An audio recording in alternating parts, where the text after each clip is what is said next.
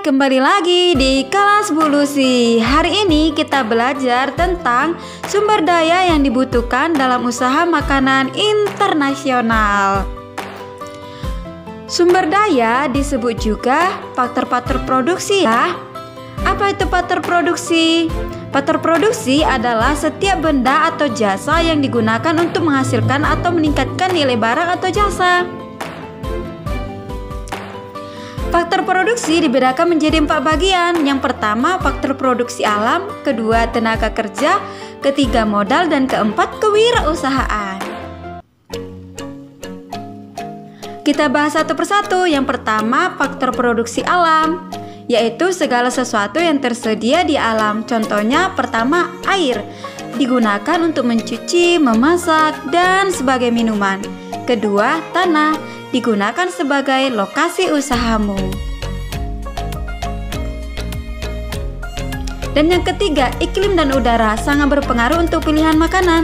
Contohnya di daerah dingin pasti menghidangkan makanan-makanan yang hangat. Keempat, tumbuh-tumbuhan dan hewan. Ini digunakan bahan sangat yang penting sebagai makanan.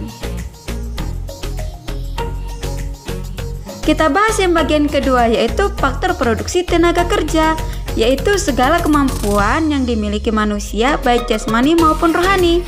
Faktor tenaga kerja terbagi dua ya. Yang pertama, tenaga kerja jasmani, kedua, tenaga kerja rohani. Yang pertama, tenaga kerja jasmani terbagi menjadi 3 macam. Yang pertama, tenaga kerja terdidik, skill labor, tenaga kerja yang memiliki pendidikan khusus, contohnya chef atau ahli masak. Kedua, tenaga kerja terlatih atau trained labor, tenaga kerja memiliki latihan keterampilan, contohnya tukang masak. Ketiga, tenaga kerja tidak terdidik atau tidak terlatih. Ini tidak memerlukan pendidikan, contohnya tukang sapu atau pesuruh. Bagian kedua yaitu tenaga kerja rohani, tenaga kerja yang lebih banyak menggunakan kemampuan intelektual dalam pekerjaannya, contohnya manajer pemasaran. Kita bahas bagian ketiga, yaitu faktor produksi modal. Bisa dibagi berdasarkan sebagai berikut. Yang pertama, menurut wujudnya, kedua, fungsinya, ketiga, sifatnya, keempat, bentuknya, dan kelima, sumber modal.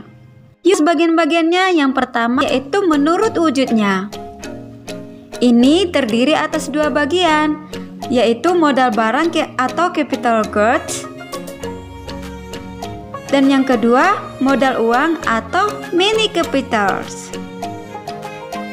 Bagian kedua, menurut fungsinya, terbagi 2 juga, yaitu modal perorangan atau private capitals, dan yang bagian kedua yaitu modal masyarakat atau social capitals.